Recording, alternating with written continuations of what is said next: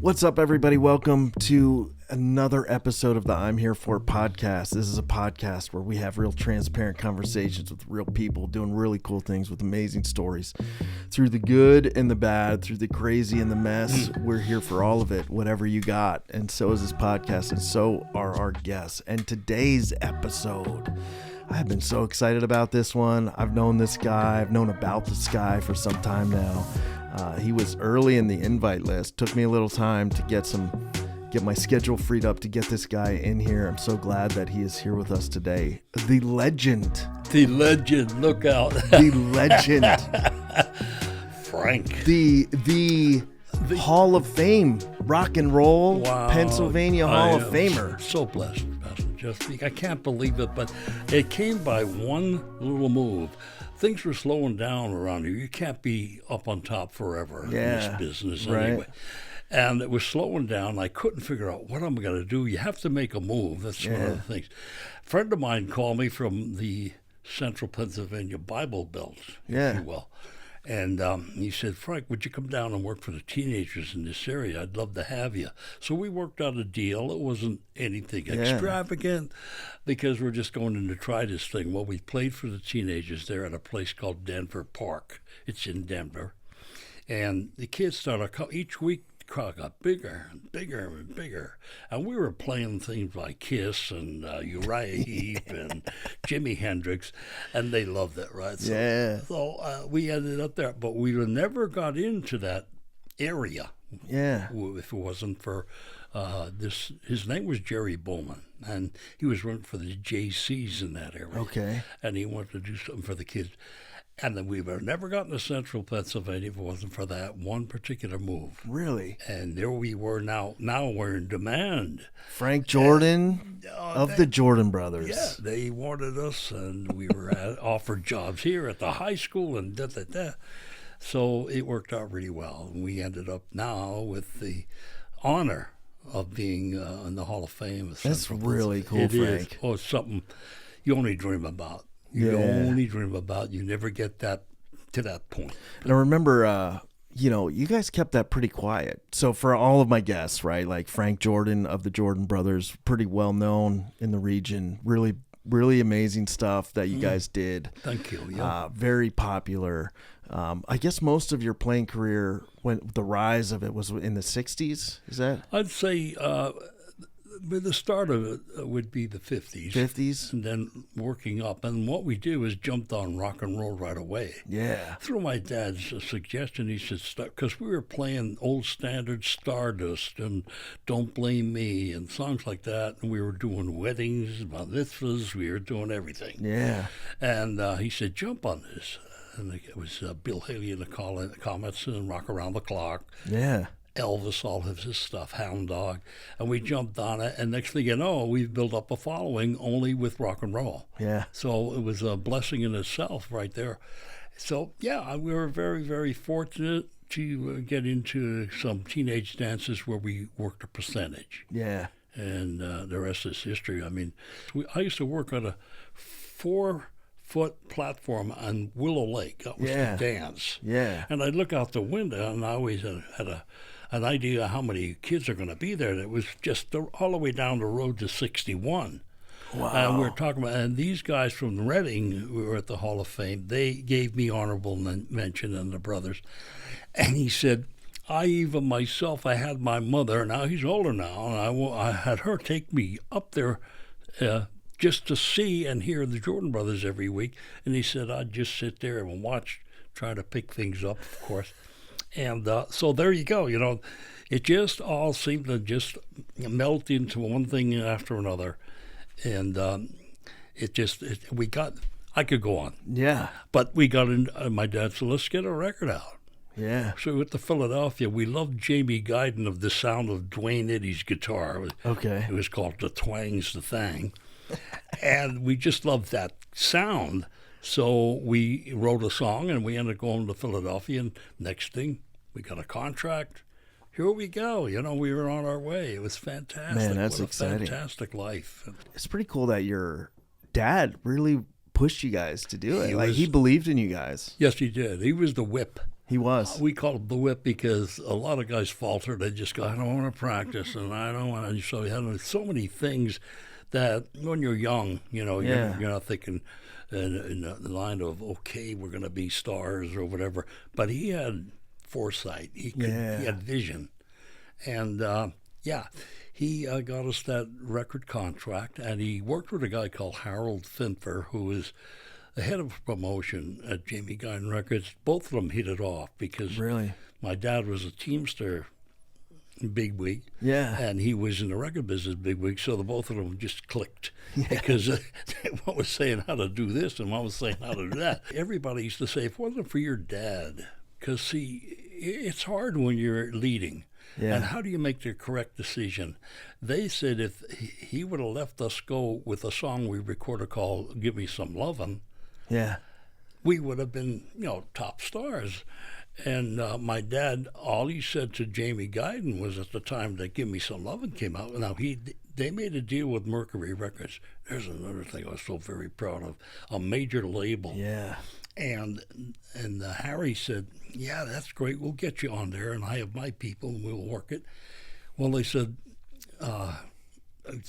Harry, you got to let the boys go if you don't. Now, what he was doing was holding us back so that, he had his own personal reasons and everything, but he wouldn't let us go, and neither did my dad.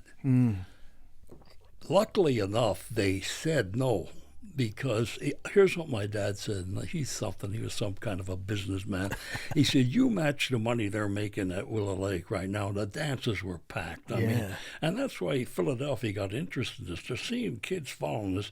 One thing that I heard at Lakeside Ballroom, we gathered 3,200 kids in one night. Get out of here. That's crazy. Yeah. But they were sardines. I mean, they wanted to dance. Breaking fire codes there, buddy. You got to watch, So anyway, we did that, and they were interested in this kind of thing.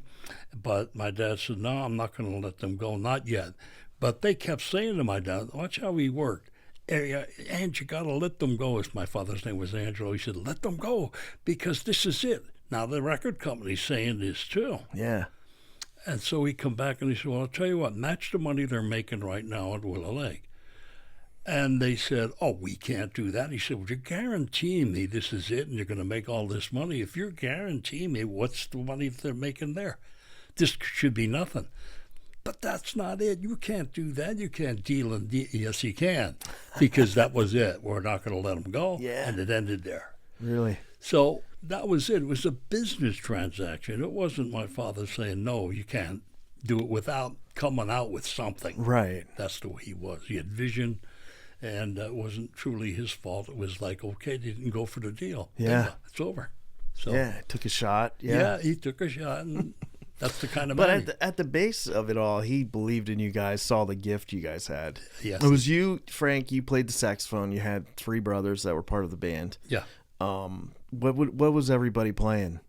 Okay, it was a nice trio, and the best part of it, there was an organ. And, always the keyboard. It sort of complements everything and also starts everything. And Joe was very good. He took lessons off Mansion 4, which was a band out of Mahoney City. Okay.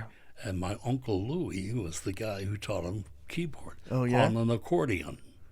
Look how it all evolves, though. Yeah. So, and your question was, Josh, I'm sorry. What did your brothers all play in the band? Okay. You were on sax. I was sax, you clarinet, sang. B-flat clarinet. Joe played the accordion at the time, moved up to a B3 and the Leslies, and then we had to carry it on. But anyway, and then Louis played guitar, and you had Bob on the drums. That's cool. Oh, it was just, and I managed him for the last 16 and a half years. Really? Oh, yeah, probably. He was going into the union in Reading, local 429 or something like that. So they offered him a job as business agent. And he said, Frank, I can't do it. You're the guy. Please, would you do it? And at first I balked. I said, really?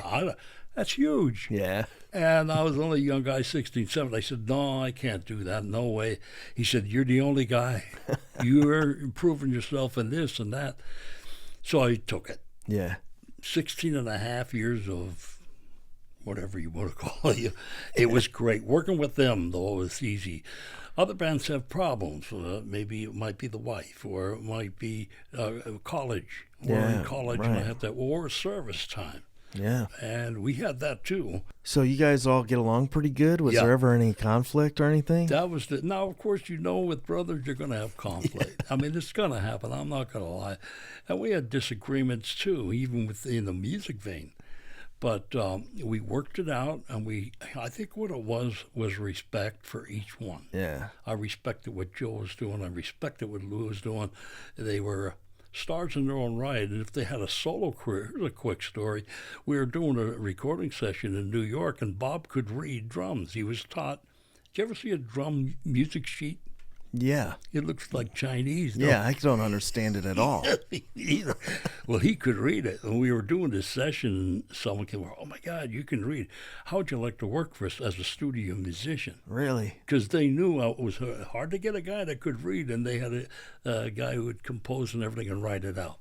And Bob had to turn it down. Well, he did. I mean, we were that way. No matter what we were offered, we said, no, we can't do it. We're sticking with the band. So... Yeah. It was so crazy times. Yeah, you guys stuck together through all of it. Man, it was... That's another thing, is it's really hard in itself, because for four brothers to get along like that, and like I said, we did have disagreements, but, we'd iron them out and respect what each guy said, and then take it and work it, and then stuck with that.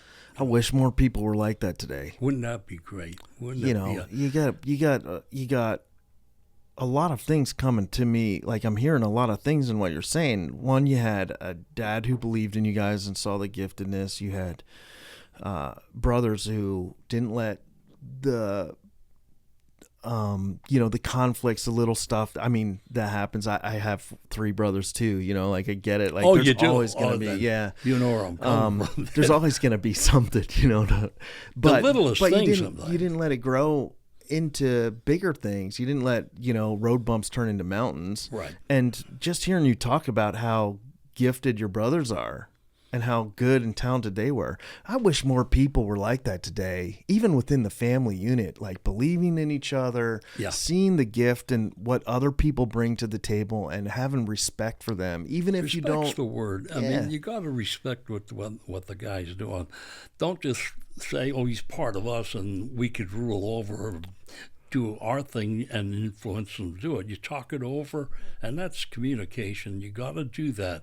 If you don't, and you got to have that willing heart. Yeah. They got to be willing to say, okay, I'll drop my case and let's try yours. You ever have a really tough because you're taking over management at some point. Yeah.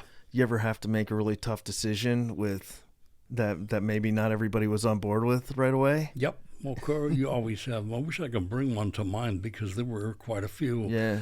When you're managing, especially a brother group, there's always, if it isn't jealousy, envy, or, it comes into play, because why should you? And right. When I know this, what would happen is, I said, the respect for what, and don't forget, it was Pop who said, or Dad, he said, you're going to have to take this job. So he goes and explains to each one, I'm going to give Frank this because he's the guy, and blah. Not knowing all the things that are going to pop up, it's not the greatest thing in the world being a manager. No. It's you're the one. I'll give you an example. So if you don't get paid, you're the guy who's got the problem. You've got to get that payment. Thank God we worked with a contract, and also with the American Federation of Musicians, the union at the time, and they would step in and help. Now today, I don't even know if that's existing. Really? Well, I think it is maybe, but in the Philadelphia area. But in our area, well, I'm sure there are guys that get together. I stopped going to the meetings, unfortunately, but I'm sure there is. We went, like all the bands are doing today, you go out and you're making X amount of dollars. With the union, they will give you project jobs, and we'll give the leader $14, and we'll give each member, now this is at that time, each member $7. Well, wow, when you're going to have a place to pay you 0.5% or 50%, you're drawing You're not worrying about what the union's thinking, you know, because that's really low. Now, we still did project jobs for the union, try to show our respect and the love for them. And there's some wonderful people with the Monterey City local. It was just people that just come into mind now that I really admired. They were musicians themselves. So if you had I got a lot of people that are managers in business out there. If you had one tip for today's younger managers, from your experiencing managing what is a pretty difficult job, managing your brothers in a band in a tough industry, what's one thing you'd say to the managers?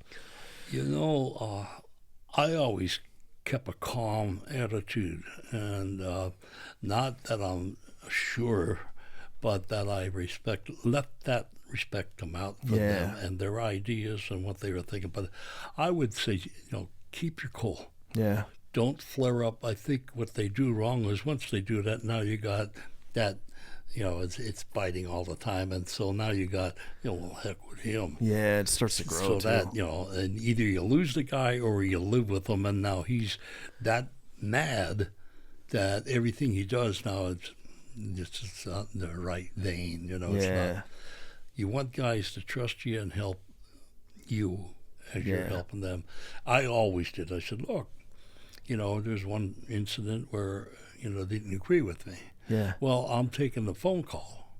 So I stand up for them on the phone and saying, hey, wait a minute, you know, this band is great. You got to, now, it's hard. I got to put myself into management. Right. Yeah. Because here I'm part of the band. Right. Wow. And I went, this is tough. But if the band didn't agree, then I'd try to show them that I'm not really the guy to come at you and tell you what to do. And I realized that, but I am leading the band, and I know what the guy said to me on the phone. Yeah. So if a guy on the phone, he's hiring, well, they ain't worth that much, or whatever. And now that gets you a little mad, but you go, you know, but they really work hard and they're trying their best. Yeah. You know, and I tell them that. Then they go, well, either they're going to believe me or not. You know, they're going to believe me that. But most of the time, they just said, okay, I respect that. Because, there's the proof. It's on the phone. This is what he said. You know. I got to see Ange posted pictures of the Hall of Fame thing on Facebook. Oh, and, okay. That was pretty neat just to watch. You know, I don't spend a lot of I'm on social media a lot, but I don't spend a lot of time just scrolling and stuff. But I saw that it popped up in my feed when you were being inducted. And I scrolled through the pictures, and it looked like a fantastic time. It was. I'll tell you one of the experiences. And before that, there were radio people there. They were interviewing, just like we're doing now, and they asked some questions and everything like that. So it was like a build-up. You know, they'd ask about, give me some love and what happened. And So it built up to the point where I want to get this. I want to get out there and do it. you got all excited, Boy.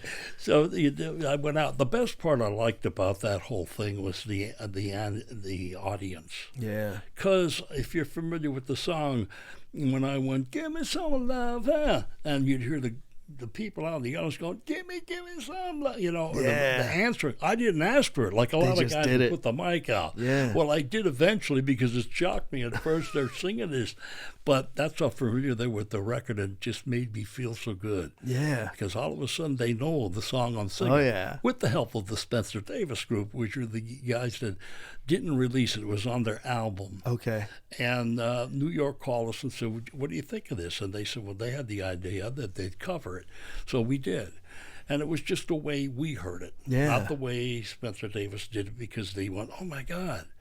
The record that we did sold 84,000 records in the first week. It was played on KBW. Really? Out of New York. That's huge. Well, you know, right away they're going to go, wow, we're throwing this away in an album. So they cut it, redid it, and a good friend of mine, his name was, over here, why am I having trouble with names? But anyway, he had a hit record back in the 50s called No Chemise, Please. Yeah. We got along so well. We were working in Los Angeles and out in California with him. And he ended up with United Artists Records. He called me on the phone when we had Give Me Some Love up on BC Boston, #2 at the time. And he called me and he said, Frank, I got the record. And I said, I did because I heard it in the Philadelphia radio station. And what they added, if you're familiar, you should be familiar with this. At the time, there was only 8 track. Yeah. Now, on that, they had, their drummer and singer and the organ. And now there was 16 track. So he added sound on sound. The piano, the girls answering, give me something, right? And he covered that record pretty well. And he was my best friend at the time. Yeah. And he said, I got the record. And I said, yeah, I heard it coming home from Philadelphia.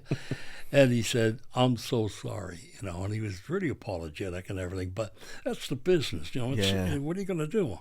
But, it was so close. I mean, that could have, because it was going on its own merit. It was going. Yeah. Man, it's a sad thing. That's a crazy business. It is. Worse than that, there's so many other things that are crazy, but that don't hit the listener. How do you stay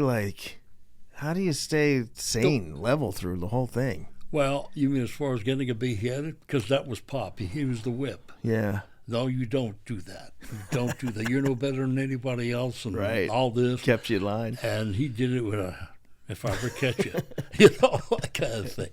But as far as, staying and not getting, I could have went with Jerry. His name was Jerry Granahan. Yeah. Had a hit record, No Chemise Please. So Jerry called me and he said, so what am I going to do? Am I going to say, Jerry, through all this, you going to do this to me? And he was apologetic. Yeah. So you take it as it is. You just got to roll with it. I got to get me a T-shirt. It is what it is, because I haven't seen one. Unless you've seen one, let me know. It's true. It is what just it is roll with in some cases, yeah. It's a tough business that you're in, that the music industry. It is. But what's so interesting to me, I was talking to a friend who, I don't know how much I want to share. Somebody's trying to get into working to really talented people getting started in the industry. Yeah.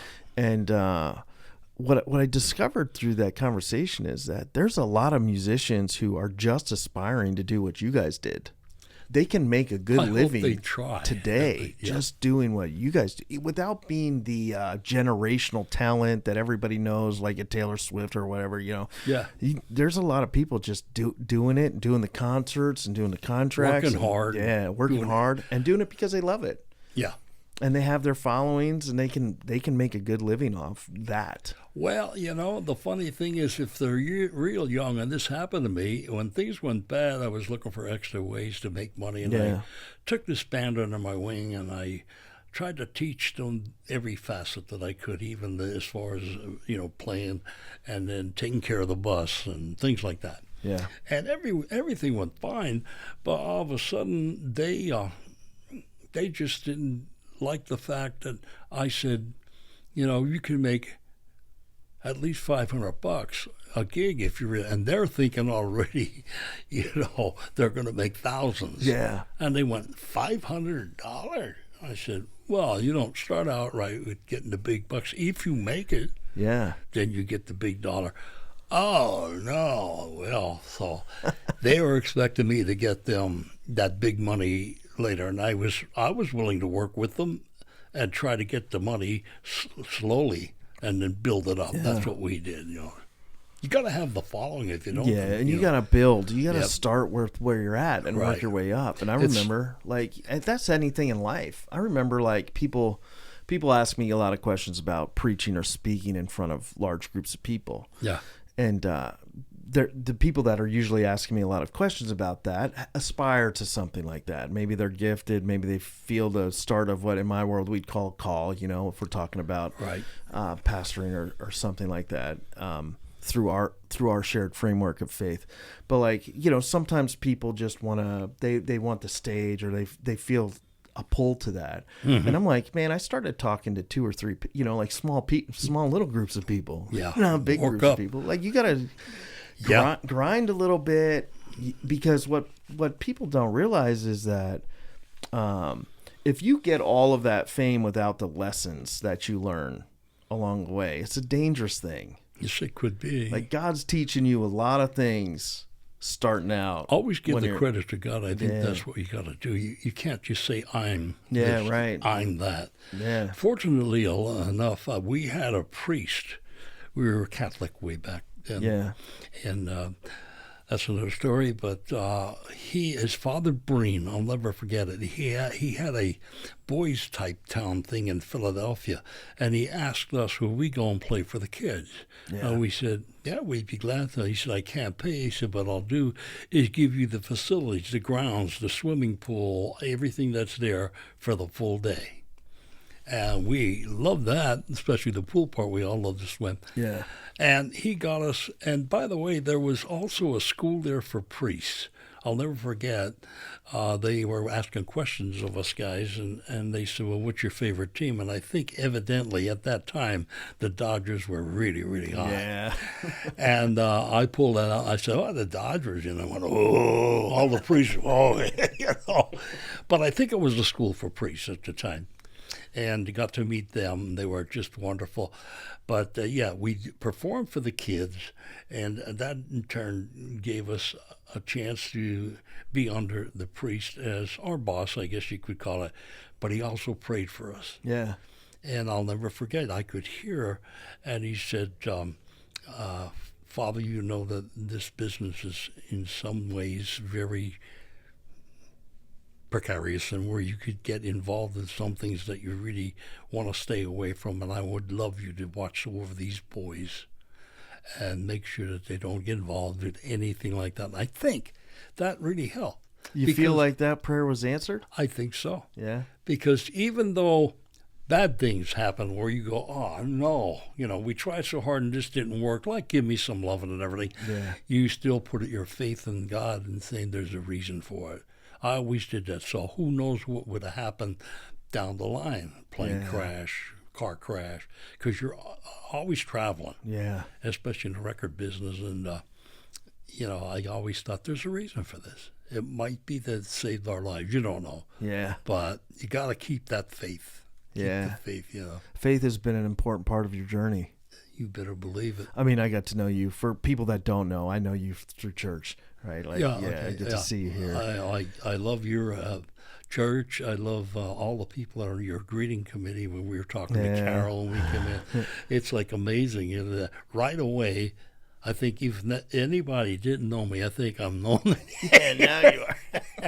And I also noticed there's other musicians here. Yeah. And I'm very proud of that fact that they come here. And in other words, there was no mistake or anything. Yeah. There's other people looking for the Lord, and that's what we're there for. Yeah. And you get yourself in little situations or, sway. Yeah. And you need that to get back in there, with the Lord, because He's the Savior of all. Yeah. It's the way it is. It was interesting one time you were talking to me about how, things could have gone sideways doing what you did, and you managed to stay out of, like, a lot of the rock and roll scene, like the dangerous stuff that people were getting involved in. Yeah, look at today. Was that your faith that helped you through there? Just good parenting or just commitment? I think it's a combination of everything. Yeah. And, the faith has a lot to do with it, and I think my mom was very strong in that vein, because she thought that it would save us if there was any kind of thing, at least we'd come back, to the Lord. And there are so many temptations. That's what Father Breen said. He said there's so many temptations. Yeah. Just keep them away from and save them from that lifestyle. And it might have been what happened. I know that's going on.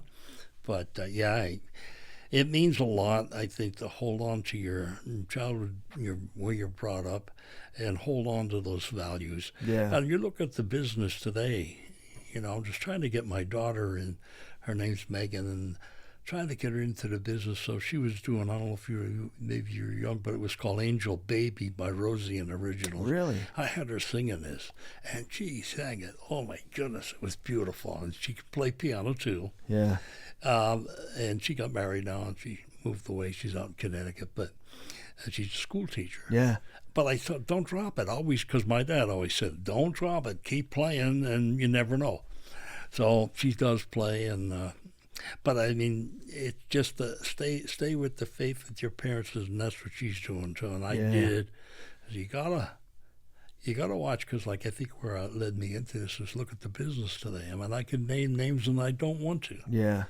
But people that I'm disappointed in. Yeah. That Now, and here's another thing. The pull on the business to stay on top is the worst because that's it. Okay, so suppose you get 2 big records. Yeah. And now the only way you're going to do this right now, because you're faltering, your crowds aren't there, you got to do this. Yeah. And then they hit you. Now I watch it, and they fall into it. To stay on top, they do just about anything. Anytime you throw in the, money and fame and the opportunity, that the illusion that those things can also provide you with happiness, Sure. which is an illusion. Yeah. Things can get pretty messy pretty quick. Yes, they do. And that's like that business for sure. I think it's really easy to see that in the music industry.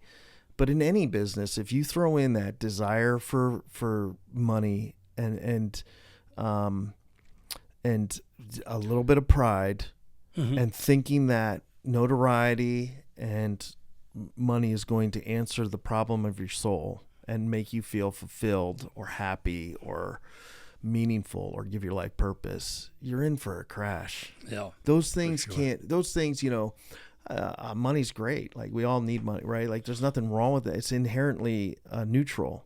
Yeah. But when you make it a god in your life, Yeah. you're gonna end up in a really painful situation. And that's basically why most of them start for the money. Yeah. Well, it's my job, but they end up in that other. What I love area. about like what you're talking about is like you loved it. It sounds like you just loved it. You That loved was playing. You loved what you were doing for the people. Yeah. That also had to help you stay a little more grounded too. You know? It did. I mean, when you love what you're doing, it makes life a lot easier. It makes living a lot easier. It all wasn't easy. I started out with the band so that they would get like a break. Yeah. I was doing imitations. Yeah. And I'd come out and I'd do Jerry Lewis and I'd do... Really? Yeah. And this is what, so I'd get an hour shot to do this, is why they took a break. Yeah. It gave them a good break, and because we played hard, we really did. And so I do all these imitations with a skit. Yeah. And it went over well. People liked it and everything. My dad was always mad at me because I gave it up. But as we went along, I think Rich Little, I don't feel him. He was an imitator. Oh, yeah. And he was the best. I mean, and his favorite was Richard Nixon, the president, and he came out and started. As you go along and you're doing imitations, mine started to lose. In other words, they weren't out in the open, and the newer generation didn't recognize them. You know what I mean? So it ended up where, I'm doing this for nobody because nobody understands what I'm doing and who they are. So, and I couldn't do Rich Little. He was the best. I mean, wow. And another, Frank Gorshin, used to come out and do Kirk Douglas. Really? Oh, my God. Can you still do imitations? I do. You dabble? You know what? My favorite one? Yeah. And all the kids just, do it again. And I had a little skit where Huey, Dewey, and Louie, which were the little ducks, and Uncle Donald, where somebody stole the money out of the piggy bank. And Donald would get mad and he said, "Who stole the money out of the piggy bank?" And little Louie, he'd go,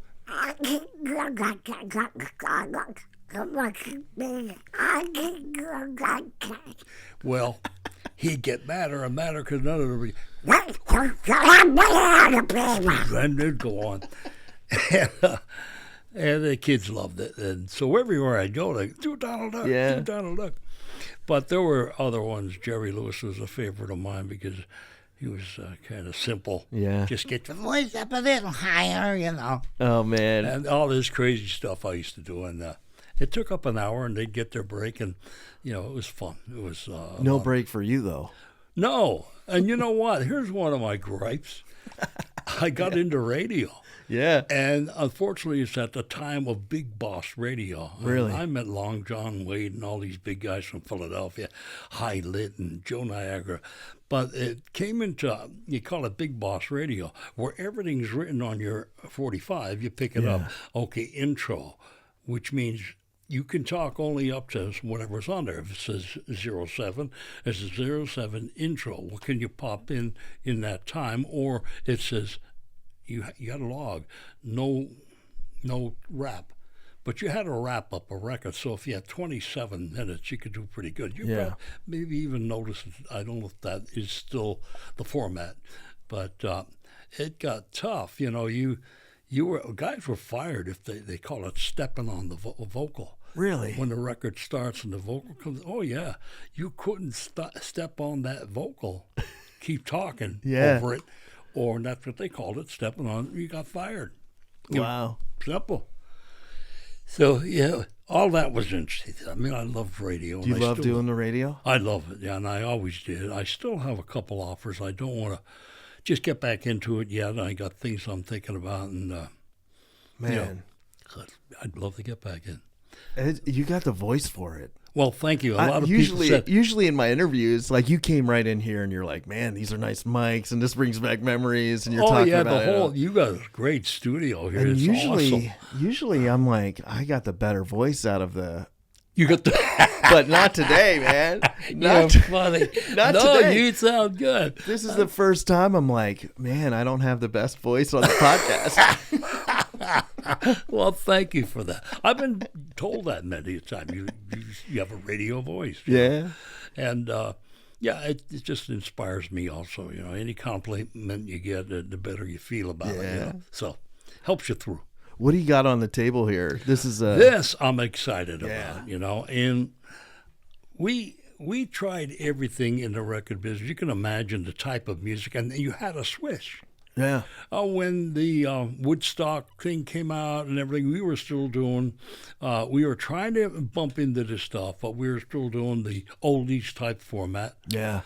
We were doing stuff like You Were Mine or Heart. That's the big one. We have that recorded on another album.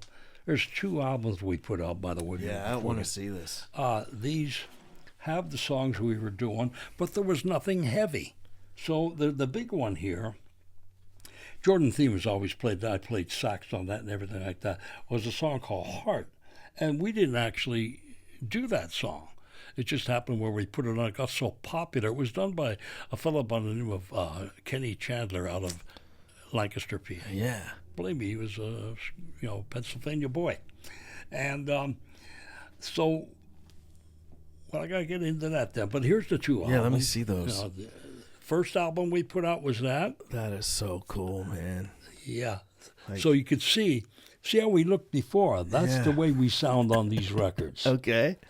Yeah. And we were playing Jimi Hendrix, Uriah Heep, Kiss, and then we had, well, how are you going to do that? Since we're playing that, we thought we could do it. We thought we could do it with a picture. See, that's gone. Now we're catching up. Here's the Beatles. Right. Yeah. There's the sort of 50s style. Yeah, that's cool. Here, let me show everybody that. Yeah. Show that record. But what happened was we had a record, and I said to the boys, I said, you know what we should do? We got to start doing some recordings that are heavier. A little more heavier, because we're out playing this stuff, and we're not sounding it on our recordings. Well, we came up with a thing called Thank You for the Ride, and it ended up being heard by someone in Los Angeles, and the name of the record company is Riding Easy Records. They called me and said, could we, how did they put it? It's not own it, but can we license this song? We'd like to put it on a compilation. Yeah. I said, well, where'd you hear it? And she said, I'd be honest, I don't know. Get they out wouldn't of here. tell me that. Ain't that crazy? But they heard it out in Los Angeles. They put it on this with other groups. They don't know. And it's on Brown Acid, and on the top it says, heavy rock from the underground come down. You get cooler every time I talk to you. Look at this. This is crazy, though. This is awesome. Some picks it out, and they pick it out and say, this is great. They love the record. Asked if I would license it to them, and I did. That's a new word. So which one was yours on here? Okay, Thank You for the Ride. And that's another thing I like. None of our stuff was ever mentioned. Thank You for the Ride. But look at here. Jordan Brothers. Yeah, there it is. Okay. Thank You for the Ride. And then Frackville, Pennsylvania. You got the spook on there, man. Oh, my God. I loved it. So cool. And just show everybody that. Ain't that the coolest? Yeah, that is really cool. So we're doing this stuff. We even ended up doing at the end of the career was Smoke a song. ganja, not guns. What's that? What? The little poster on there. It's hysterical. It's crazy. Yeah, thank you for the ride. That is really, really neat. And what we want to do is thank our fans for all they did for us, and the people in the business. And that's so cool. It is. It's just so. Here you are. You're still alive yet. You're still doing. That's being sold. I did get a royalty check. I'm pretty sure BMI never says anything about the song that's making your plays. Right. But evidently, it's got to have something to do with this. It has to. And both Lou and I wrote this thing. And I was his guitar on that is awesome. Yeah. I mean, I'd like to see anybody play it. It was just through the whole song, and he just wailed. Man, you guys got to check this out. Yeah, Brown Acid don't record. get it. There's another story. I can't tell you what to do, but if you want, I'll tell you what, if you want the 45 of it, and vinyl's making like a slow, very Vinyl makes a comeback. I was just one of my good friends who comes to church here. Works at an insurance agency down in Haven on the main street, and I popped in to say hi. Okay. And he had a little record player. Okay. Out playing his stuff. I'm like, it just sounds so. There's a difference, and sounds so good. You know, when the CD first came out, I'll never forget it. They said it's too perfect. It's too. Yeah. There's something missing, and maybe it's the needle going through the groove. Yeah. I don't know. And I said, well, I can live with that. When you first it's too perfect. I can live with that, And especially rock. And boy, if you hear this, you'll hear the organ screaming. Yeah. Through. It screams. And so, yeah. And I'm very awesome proud of that. stuff, Very proud. man. Best part about it is at the time, a lot of the guys who were with it, Yeah. they were really into it and they were with it, used to come up and call, you guys are the establishment. Really? Yeah. You can't play. See, and that's another thing. How do you get their minds to switch with you? Right. You're switching. You're doing everything you possibly can because you need the money and you have lives and they just couldn't accept the fact that we're making that kind of change. I'll never forget one time we were at Lakeside Ballroom, which is quite a big place anymore where they do weddings and everything. And it was packed, and we started doing Sunshine of Your Love by Cream. Okay. I don't know if you remember that. I love the music. I love great. the change. I thought, wow. But the people that we were drawing at the time were dancing. Yeah. So when you get something like that, I think it was in 5/5 time. It's not easy to dance. It's not a dance tune, yeah. And so you see them looking at them going, what are they doing? What are they doing to themselves? And slowly but surely, those that knew started following us because it's the trend. It's what it was. Yeah. And we started picking up that crowd and everything. And I'm so sad. That's the hardest part, watching the other ones. And that's enough for them. They quit. Yeah. And you picked up this new crowd. And I miss every one of them. You get to know them personally, and they're just wonderful. But, they couldn't accept the new thing. And the distorted guitar, that got to be a thing. You remember that? Yeah. No more distorted guitar. I'm tired. But it was needed. It was needed for that type of music, so worked out well. We did it for this song. That's pretty cool. Yeah. I hope people go out and listen to this stuff. Where can they pick up your stuff if they want to pick up your stuff? Well, you call me. Get me on my website, which is thejordanbrothers.com. That's pretty cool. Very simple. Yeah. And the stuff's on there, and the albums are there. This, I gotta admit, I gotta get a hold of more because they only sent me 3. Really? I think 3 copies of the CD and this, which is nice of them. I appreciate that. Who knows what's going to happen in the future? And I might call and say, boy, could you send me more? And I might get them. When did they come out with this one? When did this one come out? This is just recent. Recent. I got my copies maybe 2 weeks ago. That's really cool. Yeah, it's like, wow. And then a royalty check. Yeah, buddy. You gotta be kidding me! I'm That's right back in awesome. business again. It's great. It's just It's a lot of fun. You Pardon? know, it's a lot of fun. It's got to be a lot of fun it to is. like. Yeah, it is. You're staying with time and keeps you alive.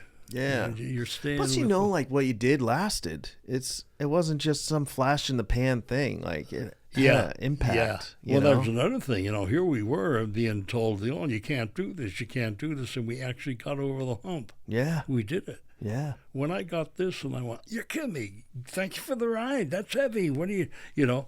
But that's what they wanted. In other words, you could, just by this underground calm down. Yeah. It's coming down with these groups, but we're keeping it alive. We want to keep this stuff alive. Yeah. So That's really cool. it is. I'm so happy about this thing, and less work with it. At the time, you have all that work. You're cutting the station. You go into the recording. You're trying your best. You're dreaming up and doing everything. And here, bango! It takes off. How many years later? It was 1990 when we did. 1980. I'm sorry. Yeah. When we actually did this. Look at it now. And 2025. Right. Like no idea. And then out of the blue, it just. Out of the blue. I'm dying to know where they heard it. They're going to I keep would that. love that. They're gonna Where keep that in the alive. heck, but somehow or other they got a hold of it. A lot of it's word of mouth. If Yeah. you have somebody call and say, I think Jordan Brothers would thank you for the ride, deserve to be on this album. Yeah. Because they have 20 of them. It's the 20th, I think it says somewhere, that are on album. And there are other bands all over the country. You can see the bands here. Let's see. In 1971, After Flash was the name. They had a song called Cockbach. They're from Eloine, Iowa. So, these are the groups they're picking to keep it alive. Yeah. They're not well-known names. I bet you they could probably love that, but they're just local groups. I think it's great. I think that's a really growing thing too these days, though. What's that? There's a lot of people that are really into the lesser known, the kind of like indie bands, the lesser known bands, not the big. Well, maybe that's their ploy. It might be what they think is going to happen, especially with those that bought number 1, number 2, number 3, all the way up. Right. And I think it's a heck of a business idea. So suppose they have people that are looking for this all the time, and they put out a new album every time. Well, I want number 20, So it's an idea. It's almost like picking up a following with sound. Yeah. Rather than them follow the band. Right. It's crazy. So it's a good idea. And whoever manufactured this thing is pretty sharp. That's pretty cool still. Yeah, You're still in the game. Can't believe it. It's awesome. How long does that stay there? I wish my brothers were here to see this. They worked so hard. They tried so hard. They loved the business as much as I did. I just, I know they are watching and they're there, but it's just not like celebrating with them, Yeah, it's not the same. Could you imagine? They'd probably be busting. So, it'd be an awesome get-together. Yeah. Well, one day it'll be an awesome get-together. Yeah, absolutely. Just got to wait for that one. Yep. Thank you. Yeah. So that's really cool. What's one thing you miss about the days playing with your brothers? It came up yesterday. A fan called. They were celebrating the Labor Day weekend, and they were out and having a cookout and everything, and they were playing Jordan Brothers. And he said, I just had a call again. Just thank you for all the good times we had, and we never had such a great time, especially Willow Lake. And I missed that part. I missed that, the feeling. It was family. Yeah. Even the crowd felt like family, Yeah. And look how close that was. Here they are celebrating in 2025 in the backyard on Labor Day. And they're calling me to say thank you. That's awesome. That's crazy. I can't believe it. So, I'm getting choked up now. Yeah. But some of those fans were really true fans. They loved the band. Yeah. And there was no other band. You know how they are. This was our band. Yeah. So it was nice to phone call and nice to have that feeling. That's what I miss mostly. We weren't the type to go there and just play and not talk. We walked right out in the crowd. Yeah, you hung out with Do you people. remember that? And danced. We danced with the girls, and I'm sure it broke a few hearts along the way. I don't know if I did. I mean, How's your wife deal with all? She's going along with it, I guess. I should ask her what it's like to when you get to older, be married to you. When you get older, they go, yeah, well, the old boy's going out to do an interview. But she's a sweetheart, though. I she like her, is. man. Oh, my She's God. I one of a married her kind. 35 years, and I'll tell you, what an inspiration. Yeah. She's different. I mean, in that it's not, with her, I always told my one son, I said, what you see and what you hear is what you get. Yeah. She's true, honest. Which you can't ask for anything else. Well, really? I mean, I don't know. You know, I think that's perfect. It is a perfect matchup, and she loves the Lord. Yeah, she Matter of does. fact, she got me closer to the Lord just by being with her and talking to her. She's really, really into. She belongs to a couple Bible studies, and she's always talking about that. Always a prayer before the meal. Yeah. Always a prayer before bed. She's grateful to them, and Yeah, she's a special woman, man. she is. Thank you. Yes, It's great seeing you guys together. I love seeing you guys together with Thank your you. family, and it's Thank special. you, Yeah, it's beautiful. It's great. It's great. You built something awesome, man. Yeah. Yeah. It's cool to just get to see it and watch you do your thing. Yep. What's one lesson you want to tell everybody out there, just from your life, from your experiences? If you had one thing to say to some young people, maybe just starting out. Yeah, quit watching so much social media. And get into the real thing. Find out what it's really about, and believe that it's really what it's about. I think what a lot of them are doing, going, yeah, that's part of my life. This is part of my life, and they just say what they seem to be doing. They're in a hurry to do their life, without looking at the sidelines. And one thing, that big mistake, those older people really know. Listen to them. They're telling you. I would say, everybody, stay with the Lord. And stay with His blessings, and always think of Him when anything good happens. I love that. It keeps you grounded, and it helps you walk through every aspect of your life. Best thing is when it's a bad part, don't just say, oh, yeah, it's God. Wait on His timing. Because sometimes what's happened, like we talked about Father Breen saying to protect his boys and everything, he prayed earnestly, and I think that could have been what happened even with Give Me Some Lovin'. There was some reason that didn't have its chance. And I do believe it was God saving me especially. The brothers were lost to the COVID virus, and it's a heartbreaker. I'm so sorry to hear that.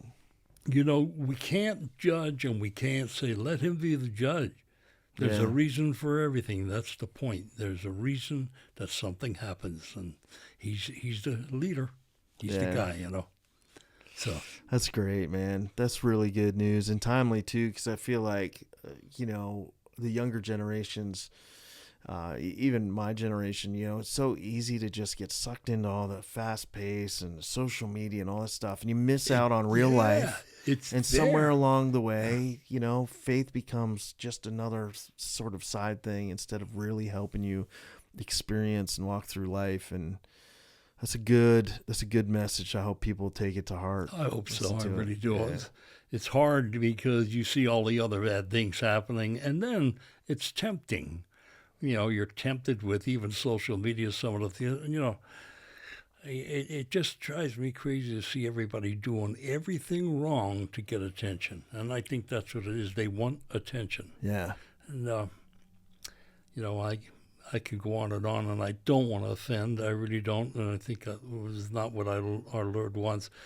But I just want to give some true facts, and that is, stay away from some of these things. Yeah. Lead you into a different life, where you could actually be, and what we're supposed to be is disciples in a way. Yeah, right. Just spread that word and get it. Don't knock it. Spread it. Let everybody know the good news. Yeah. Well, thanks so much for being on here. It's been awesome. My pleasure.